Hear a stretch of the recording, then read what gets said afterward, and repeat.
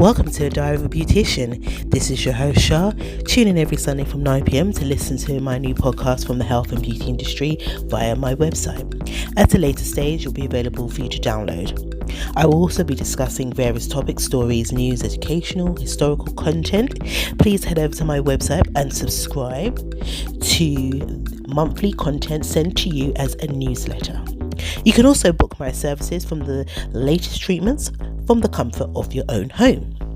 Website address is www.shashalondon.co.uk. You can follow me on social networks, Instagram at sslondon84, Facebook shashalondon, Twitter shashalondon. I'm also on LinkedIn as shashalondon. If you have any questions, do feel free to send your questions to me via social media, or you can email me at shashalondoninfo@gmail.com. So, welcome back, guys. Welcome back to another week, another podcast brought to you by yours truly, Shah. It's amazing. I'm so thankful to all the response I'm getting from people about my podcast. I'm just happy you guys are enjoying my content, and I just hope that it will continue to just grow, and I will continue to entertain you and bring you content that you find informative, educational, or something that that may help heal you, or open your mind to something, or bring some sort of solution to something you're going through. I really truly hope that you listen and it brings you something good, and it brings an awakening to you. Okay, so this week I'm going to be talking about stress. So this is a topic that many of us can relate to, maybe some of you may not even relate to, because you're not a stressed person that's stressed. But I know that many people all over the world do suffer, or have gone through some type of stress in their life. Okay, and I just think it's one of those topics that a lot of us don't talk about often. We don't open our minds to why we're stressing, why we had that stress in our life, what were the triggers, what are the solutions to the stress in our life. And I hope, as I said, I hope that whatever I bring each week, whatever content I bring each week, will help somebody out there. So let's get into it. So I like to do my stories. If you don't know already, I do my little story time about something that's happened on my watch. And this was working in industry for another company, and I met this man who was, if you looked at him, he was very well dressed. He had a really high powered job, and he was constantly busy. Okay, but he, through ill health, he had to he decided to start having treatments, like massage treatments. Okay, anyway, and the reason why was because he was stressed. It was the indication. So anyway, he was coming in to have his massages every other week, even though I recommended to do it weekly because he was very stressed. But I had been off for a little while, and I hadn't seen him. And as you do with my work, you kind of meet people and you like to follow their progress. That's just me. You like to know how they're doing and what's happening in their lives. As I said to you before, we're more than just the beauty. We're like the therapists as well. So when people, we come to have treatments with myself, or any beautician or therapist, beauty therapist, we are also giving them therapy at the same time. So basically this guy was, I hadn't seen him because I was away. When I came back, I like to go over who was there or what's happening. Anyway, I checked with the receptionist, has this guy come in for a treatment of lately? And she said, funny enough, no, I haven't seen him. Since you've been off, I haven't seen him. So I said, okay, all right. So what we tend to do, if it's quiet, if the business is quiet, we tend to do little courtesy calls to our existing clients, that we have, offers and, deals going on. We'll do like an evening on showcasing a new product or new service. So, as that was, being done by the receptionist and give the guy a call, he said, oh, is Shaw there? And she said, yeah, she's back. She's back. He said, oh yes, I'll book a massage. So anyway, he pops in and, as I said, well dressed, busy man, got a high power job, very, busy. When he came through, I was shocked. I was literally shocked because, okay, like I said before, he, through falling sick, he realized he had to do something to change his life around, and he implemented massages as one of his relaxation from his stressful environment. But this time he came through the doors on crutches. So I was thinking, oh gosh, I hope it was just, a minor accident where he's going to be okay. So, when the door shut and we about to begin the go for the consultation and then go through to the treatment. And I said, what happened? What happened? What went wrong? I haven't seen you for a while. Why are you in crutches? And as he looked at me, he literally said, you wouldn't believe I've had to have, knee surgery. And I was thinking, oh my goodness. Okay, was it successful? Was everything all right? So he said, well, you're going to see.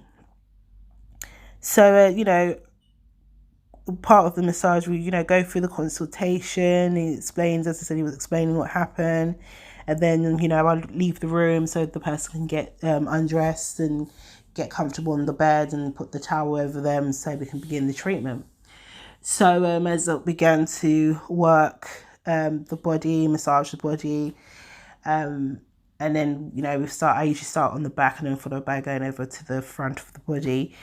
And then I looked at the knee and it was inflamed. It was swollen. It was clearly he's had the surgery, but it hasn't gone to plan. And there was a lot of swelling around the knee. And there was only so much I could do because with any type of surgery, it takes time. The body, okay, so imagine on the top layer. So if you listen last week, we'll talk about the skin, and the top layer of the skin, the epidermis, was where they've actually had to cut through to get into the bones. So they've gone through the epidermis, the dermis, the subcutaneous layer. So they have to literally cut all the way through all of that tissue, all those skin, muscle and nerves, and and get to the bone where he had the issue. So the area was really inflamed and he was in very much a lot of pain. And I did what I could. I tried to keep the pressure off his knee, because usually I apply pressure over the body where I needs it. But I did what I could do. And after the treatment, he literally, I go and get something for them to drink, come back, and it was like the floodgates of heaven was open. There was just tears. And as he cried, as he wept, I could see that everything had taken over. Like literally everything had taken over. He was going through a lot. on a physical front with the surgery, and also on a spiritual front as well. Who he was, his essence, he was going through something. And I just allowed him to cry. I allowed him to get that out. This is one thing I always said. There's nothing wrong with a man if he wants to cry, if he feels he needs to cry. There's nothing wrong with a man crying. It's a part of us. It's a part of a way of us being human, to feel, to connect, to go through something, can express that emotion. Okay, it's an emotion. It's something you've gone through or going through, that triggers that emotion of tears, of whether it's tears of joy because something happened. It's just, you're just overwhelmed and happy and jubilant, and you're crying, right? Or tears of sadness where you've gone through so much, or you're going through something right now, it's become too much. And he just wept, and I just allowed that crying to happen, right? I didn't want him to intervene. I just said, just let it out. So after, he cried, he said, I'm so sorry, I didn't mean to do that. That's not my character. I'm really sorry. And I said, why are you sorry? You did nothing to me. you know what I'm saying? You ain't done nothing to me. And, I pulled the seat around and I said, okay, so what is happening? Now, you're working in this industry, you've got back-to-back clients, so it's difficult to have that time. But I'm that person, I'm that individual. When somebody is in need in that particular way, and I felt it happened in my session, right? Then I'm going to give you some time to talk, okay? I'm going to give you some time. I'm going to give you some therapy, as I said, the beauty stroke therapist. So I sat there and I just said, like, yeah, what happened? What's going on? What's happened, like, to you? And as I said, he was saying like the operation was just, it took him by surprise that he had to go and have it done. And the rehabilitation, he said, it's just taken forever. And, his life is just taking a toll. He doesn't know where he is. He doesn't know where he's going. He was so assured of himself, having the high-powered job, the lifestyle, and now he's sick. Everything seems to be falling away from him. The job, he can't do it because he's always in pain, and he's gained weight, and there was various other things going on. But again, this was his cry, this was his pain, this was his moment. So I just said to him, look, everybody goes through things differently at different stages of their life. And right now you're going through this part of your life that is feeling very difficult and uncomfortable for you, because it's not the normal. It's not your normal everyday situation that you've ever had to embark on. It's just happened to you right now. The challenge, the difficulty is happening right now. And what you need to do is find a way of coping with this challenging aspect in your life, right? You're going to have to find a way to deal with it the best way you can, and not allow these challenges and these difficulties to absorb you or drain you, okay? You need to find some balance in this equation that you've been dealt with in life. So, as I do, go through that conversation and, try and give them the honesty, because sometimes honesty can be hard, and it can be, sometimes people can be honest Like, you know, you hear people say being brutally honest and being frank, and, you know, but there's ways of approaching things to people. If the person's not in the right frame of mind or sound of mind, then you can't really have those type of frank, brutally honest conversations, right? And that's mental health, and I'm going to do a podcast on that another time, another day. But I will be covering, as you can hear, I'm going to cover some part of mental health here while I'm talking about this story. So anyway, I was able to have that conversation with this man and just kind of say to him, you need to find some sort of balance in your life, and try and when I'm saying balance, find the balance of, now you have this issue with your knee and it's taken a very long time to rehabilitate from this knee injury, and, you know, the surgery and all of that. You need to obviously do something about your mind. Okay, so your physical is going through something, but also your mind is going through something, and you are stressed. Like, everything he was saying was like, I just feel stressed, I feel anxious, I feel like, even when he was talking, his hands was clenching his fists. So he's frustrated, because that's what it is. It's the frustration of not being able to do for himself like he could do before, and feeling like a less of a man by not able to do for himself and needing help. So it was really sad to hear, but as I said, it wasn't the end of his story. It was just a way that he needed to find a way in his life to balance the things that's been given to him, right? With the fact that he had the problem with his knee and the problem with his mind, he had to find a way to balance that. And that was my solution. Okay, come back to doing your massages, you know, but this time not just every other week or once a month. Do it once a week.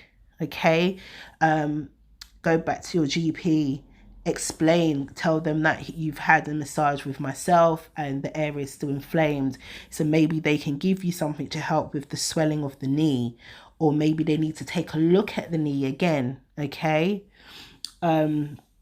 also take time out to just switch everything off. So when you get home, have a hot shower, you know, listen to some of your favorite music, cook something, order something, you know, get your mind out of the work mode, get your mind out of the thing that's always on a constant and you are not resting, or you're always constantly stressing about. So I was just giving him as much solutions and, you know, options that he can do to help himself distress. Okay, and even I was saying, like, what is the thing that you love to do that distress, you know, that doesn't stress you out? And he said, well, one of the things was, I like to, you know, drive fancy cars, and, you know, and I can't do that. My knee is all messed up. So I was like, okay, so now you've gone back to square one, right? And I said, okay, then you need to find a new thing that you would like. And it was looking at me like puzzle, like, okay, right, well, what is that? And again, I looked at him and I said, well, that's the beauty of life. It's about exploring areas of you that you don't even know. Okay, areas about you that you don't even know, and just going for it. And he looked at me and he smiled and he said, you know what, that's actually a really good idea. So after, you know, the treatment, the conversation, he came out of that room a brand new man. I kid you not. He came out with his crutches, he walked out, and the reception said, oh, you look like you've been picked up. You look well. You seemed happy. And he said, yeah, I feel great. I actually feel great. And I said to him, okay, so are we going to rebook for next week? He said, yes, we're going to book for next week and the following week and the week after. And I said, okay, great. And what else are we going to do? Right, I'm going to rediscover myself. That's right, we're going to rediscover yourself. Okay, So, so all the recommendations and solutions, he walked away, left out as a happy man. Now, what happens after that is on him. And as I said, every week he did follow that through. Some weeks he was good, some weeks he was bad. But again, everything, it all begins and it starts with you and how you think about yourself, right? So in the end, I can say that he found a new love in something, which was cooking, and couldn't do it, but he learned to do it, and it helped him to relax. It helped him to de-stress, and that is what it is, people. You are, if you are going through something that is stressing you, then you need to find out and say to yourself, okay, if this thing is stressing me, how am I going to de-stress from this thing? Okay, there's your solution. So if work is your stress, work is creating havoc on your well-being, your body, then you need to find a way to either cope with that stress, to manage that stress, the workload at work, by having a conversation with your manager, your line manager, your supervisor, your general manager.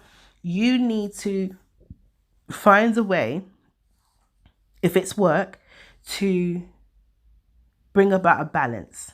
Because at the end of the day, you are not going to be productive, right? You are not going to be productive for your manager, your line manager, your general manager. You won't be productive if you're stressed. And I'm going to tell you why. Because then you're going to go work sick. You're not going to be productive. So you need to find a balance at work. And if the workload is piling up and it's becoming overwhelming because they're applying that pressure on you, then you need to address that by saying, well, I can't cope with that pressure. And having that conversation with your manager through a one-to-one meeting, and just talking about that, it's becoming overwhelming for you. And they will have to respect that. They will have to acknowledge that. And they will have to work with you to bring about some type of balance for you and the business, okay? Because it's about productivity. They need the productivity from you. They need it. So they need to work with you than against you, right? If it's something that you've taken off more than you can chew in your work environment, so you're applying the pressure on yourself, you're being overwhelmed by the pressures of work, then you need to reduce that pressure by saying to yourself, this is too much work. This is overwhelming. Set targets, set goals. Be realistic with these goals and these targets, okay? Because again, that will take an effect on your mental state and your physical state. If it's a thing that you're at home or you're in a relationship and your relationship is stressing you out, you and the person you're with are not communicating at all, there's no one listening, everyone's just talking but no one's listening, then again, you may need to see someone, right? You and your partner, your husband, your wife, you need to see someone to be the voice or that balance in that moment to help both of you to hear one another. Okay? Even if you didn't want to bring someone into it, it's about taking time out and actually switching your head out of it's all about me, or they don't care. It's about renewing the mind. Yeah. And when I say renewing the mind, it's about clearing the mind out, taking your mind away from everything that is creating that noise, that, the frustration, all of that. And just allowing the mind to be empty now. And then sitting down, taking a deep breath, and then listening listening to what that person's saying. Why is this person keep on saying what they're saying? Why is this person going through all of this? What is it I'm missing? Okay, because sometimes when you got so much going on in the head, right, in your mental state, you're not able to listen or hear or acknowledge what's going on with the person you're with or even with yourself. Okay, so it's about taking care of the mind. And when we don't take care of the mind becomes a place, like I said, it becomes overcrowded and overwhelmed. And then you start to lose yourself and question and doubt and fear. And it goes for all these different types of emotions, and it spirals out of control. And you've got to find a way back from there. Some people, it goes to the point where they can't find their way back. And then they need intervention. Whether someone around them can identify that they're no longer that person anymore, because who they were, who they actually are, they've just literally gone. They're no longer present. And then they will need someone professional to step in to help guide them back to themselves and find out why and how they can get on day by day to live, right? So the mind is a powerful, I look at the mind as like this big, massive computer, and it's constantly learning and, retaining and pushing and growing. It's amazing what we can think and do. But when we are in a stressful state and we keep on, okay, let me drop this one. This is one that I've seen people stress to the point where, like, I've seen people say, oh, I'm sick. Like, they said it physically, like they spoke it from their mouth, I'm sick. And like, so they started in the day, they woke up, I'm sick. Then they've gone throughout the whole day saying to everyone, yeah, I'm sick, I'm sick, I'm sick, I'm sick, I'm sick. And by the time they go to their bed, they are physically sick. So literally they've manifested this sickness into their existence. Now, some of you probably listening thinking, she's going on a tangent. No, I've literally seen people do that. They've spoke these ailments into their life, and it's literally come to life. So be careful. Like, that's what I'm saying of our mind. Our mind is powerful. What we think and what we do, we can conceive those ideas and thought into our life, into a physical form. So we've got to be very careful when we're saying things to ourselves and to others. And that's what I'm saying, that area, the mind, if we allow that stress to embark on ourselves, it's hard to control it, because it will just get out of control. And you can't control the stress because it's taken over your physical state. And then the physical state, that's your body. Your body then becomes what your mind is telling it is. Okay? And you need to find a way to balance that. If you're stressing, as I said, you're stressing at work, find the balance. Speak to your line manager, speak to your manager. If that's not accessible, that's not something you can do, then you go above them. You know what I mean? You go above the manager. You go to the HR. You go to the director. You go to CEO. You go up the chain ladder in order to help yourself, because it's about you.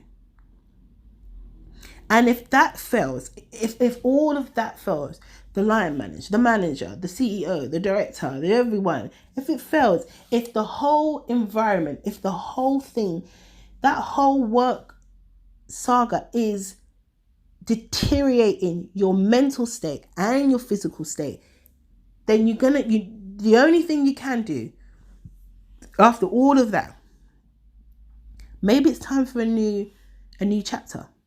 Maybe it's time for me to move on and find something that I can do and not be so stressed or be put under stress, right? Don't think you can't start again, because I've seen it. People always think, oh, I'm too old to start again. I am in my 30s and I am at college.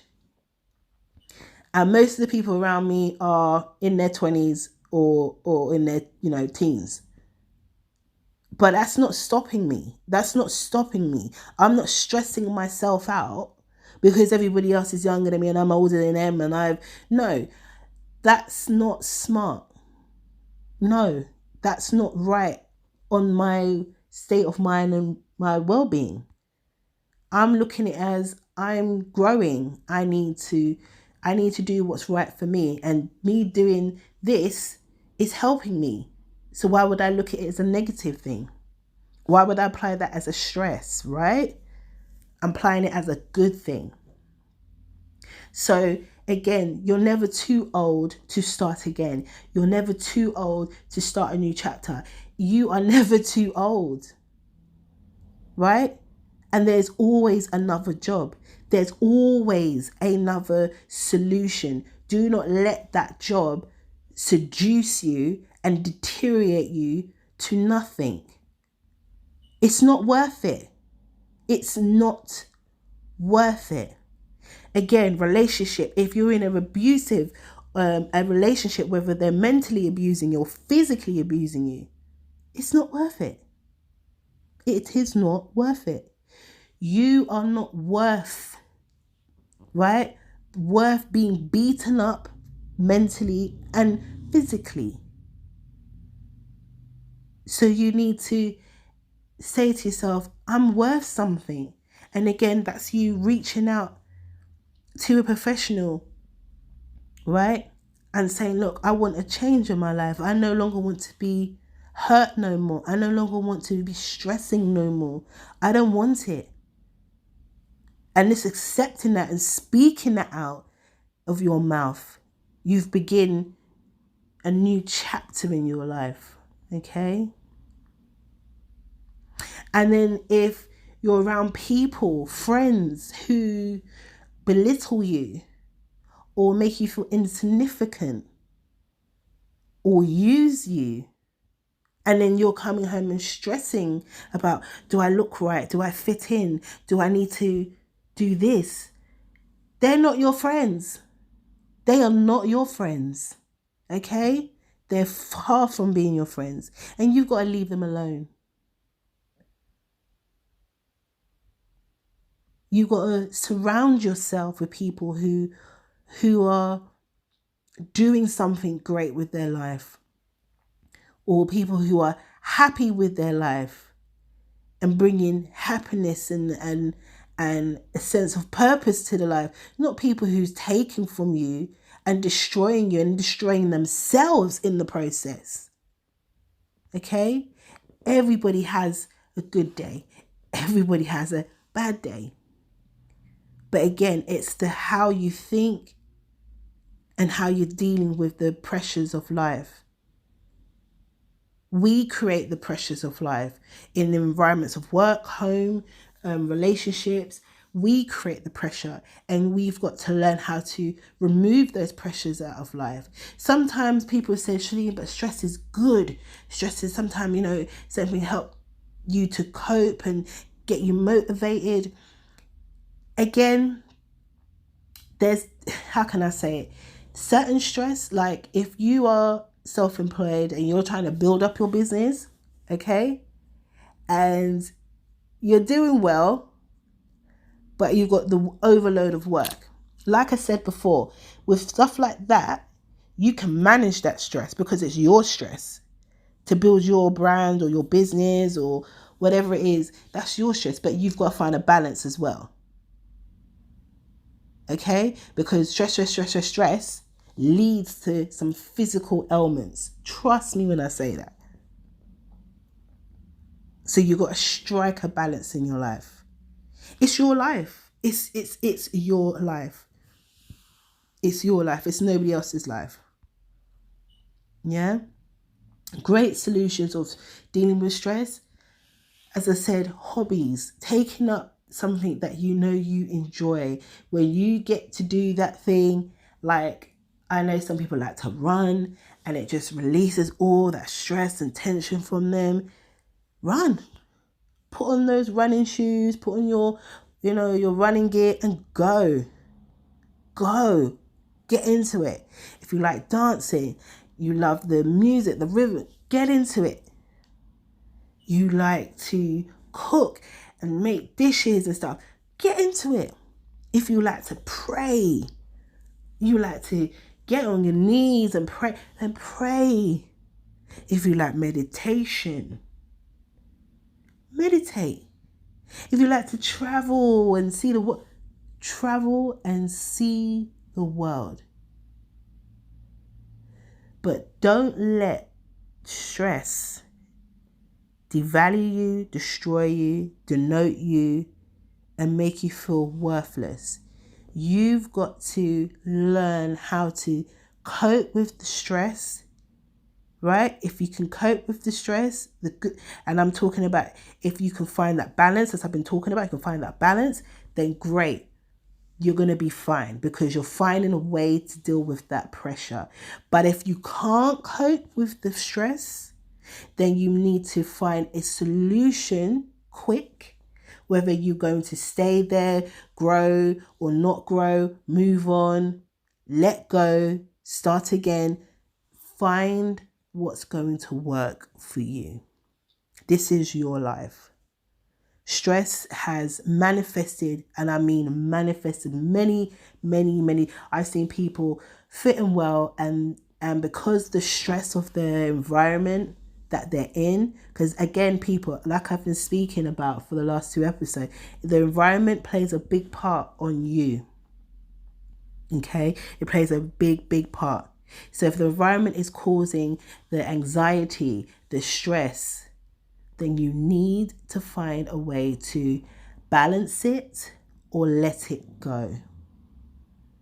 And when I say let it go, people, don't feel because you're letting go, it makes you feel weak or undervalued. No, you know what you can do within your remit.